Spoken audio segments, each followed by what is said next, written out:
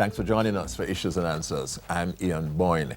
Today we will look at the quality of customer service in the public sector. We have two winners of the recently concluded public sector customer service competition. The Administrator General's Department and the National Health Fund emerged winners in that competition. We have with us the case attorney for the Administrator General's Department, Mrs. Karen Campbell Basco, and the CEO of the NHF, Mr. Everton Anderson. Customer service is such a critical area, and it's an area that is important to you, we know. Good to have you on the program, lady and gentlemen. Let me start with you, Mrs. Basco. The AGD is an organization that a lot of people have to deal with at crucial times. Therefore, the improvement in customer service is something that is welcome. What are some of the factors that were responsible for your winning this coveted award? Thank you, Ian. At the Administrator General's Department, one of the major things we focus on is ensuring that we offer excellent customer service. We're sensitive to the nature of the matters that we deal with. Persons would have lost loved ones, and they now come in and they would want to know, be able to be put back in a position that they were by benefiting from the individual's estate who would have passed on. At AGD, we don't merely administer estates, we actually take care of families.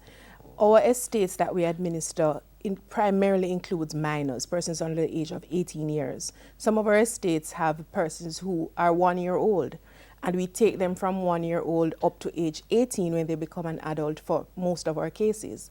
With these estates and with these children, we have to take care of them in terms of providing funds for maintenance from the estate.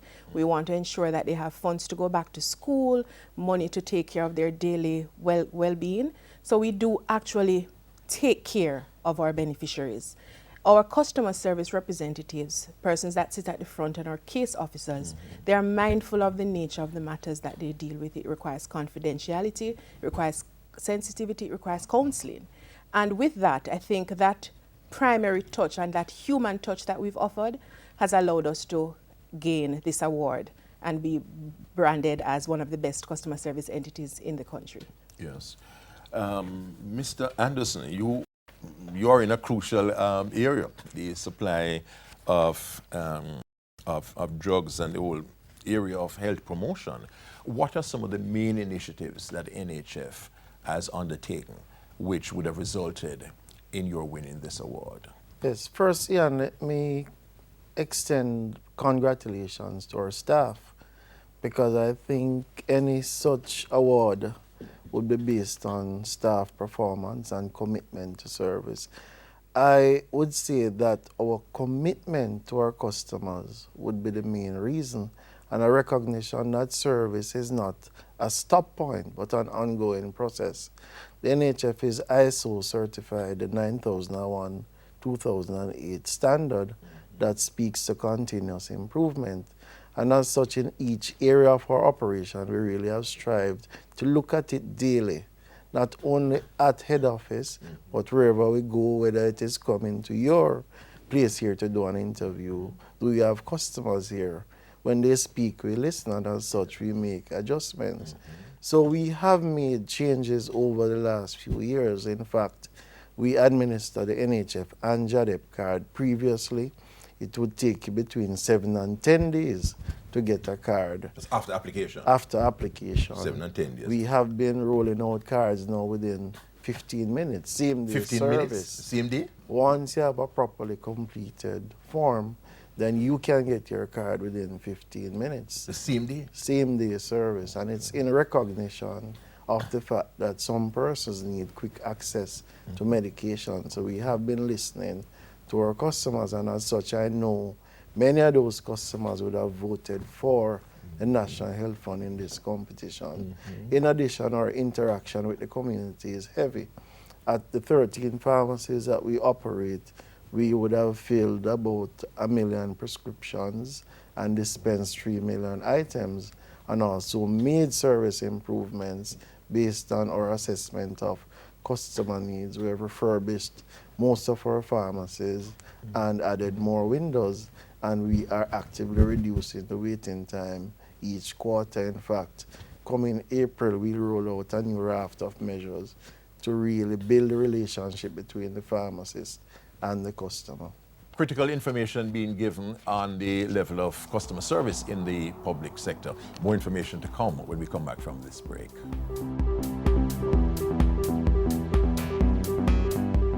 Businessmen and women, members of the MSMEs, no longer do you have to visit several government agencies to register a company or business name.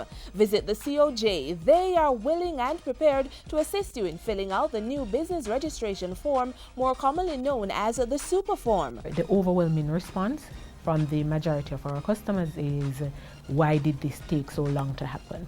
There are persons who actually waited until January 2nd to come here to do their business because they wanted to avoid going to multiple government departments.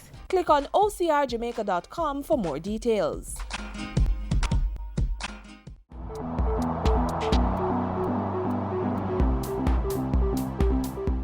Welcome back. We're talking about the quality of customer service in the public sector, an important issue.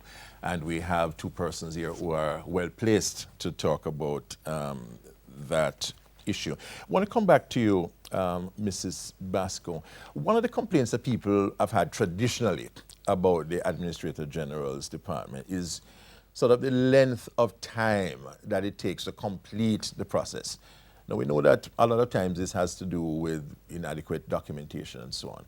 How has the AGD been doing in terms of that? Has there been a reduction in the processing time? We have been taking strides. One of the issues that would cause a matter to move from 1 year, say, to even 10 years is more than likely the age of the minor. The law mandates that we take care of estates where the person died intestate and there's a minor beneficiary. We have a duty to take care of and maintain this particular minor. If a child, or if there's insufficient funds in the estate to take the child from age 1, say, to age 10, we will continuously monitor and maintain this particular child. We do not, or we are not yet at liberty to merely just transfer assets to a minor or to transfer funds to a minor. So we are mandated to take the child through. What we found, though, is that once we sensitize our clients, say the mother of a beneficiary, therefore, that this matter may be with us for 10 years because of the nature of it, we find that we do get less complaints there. So public relations is one of our major aspects. Okay. Another constraint, and you mentioned it, if we are not able, for example, to confirm that child A is related to the estate, we may have to wait until the matter is resolved in that particular instance. So if we have to wait or rely on our beneficiaries to assist us in that nature, it again prolongs the matter. Sensitization, communication, public relations, we find that those aspects have been assisting us in bringing the matters to an end much quicker. We also have some constraints in relation to our dealings with external entities. Say, for example, an individual dies and they were an employee at organization A. We have to rely on organization A to provide us with the funds that may belong to that particular estate. Or we may have to rely on another entity that should be able to confirm the assets belonging to the estate. Until we have that information, we would not be in a position to move the matter forward.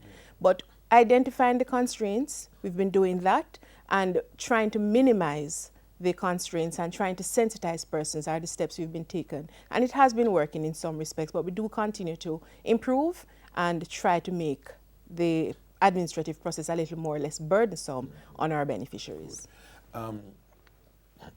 Mr. Anderson, the NHF seems to have a philosophy of continuous improvement. You seem to be adding new things to boost customer service.